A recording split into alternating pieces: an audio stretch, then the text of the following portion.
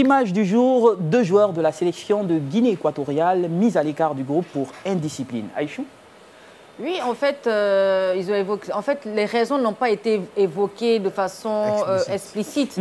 C'est-à-dire, on accuse les 2 joueurs d'équato-guinéens d'avoir en fait posé des actes qu'ils ne trouvent pas en fait appropriés.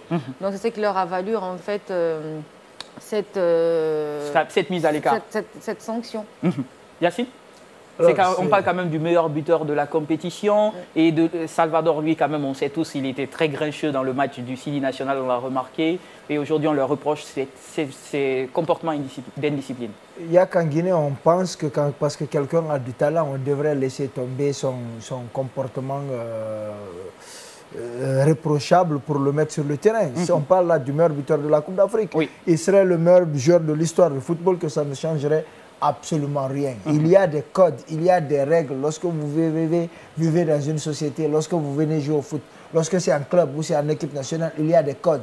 Si ces codes-là ne sont pas respectés, vous ne pouvez pas être sélectionné. Benzema a beau être le meilleur joueur du monde, à l'époque, on ne le prenait pas en France parce qu'on considérait qu'il constitue un danger, un problème.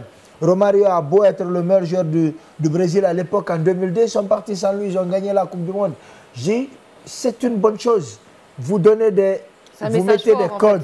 Et ça, vous parlez du meilleur joueur, du meilleur buteur de la Coupe d'Afrique. Et c'est la première fois dans l'histoire de ce pays qu'ils ont un meilleur buteur. Si dans ces conditions-là, lui, il n'est pas épargné, vous pensez que c'est un jeune de 18-19 ans qui va être épargné, le message que vous envoyez est important.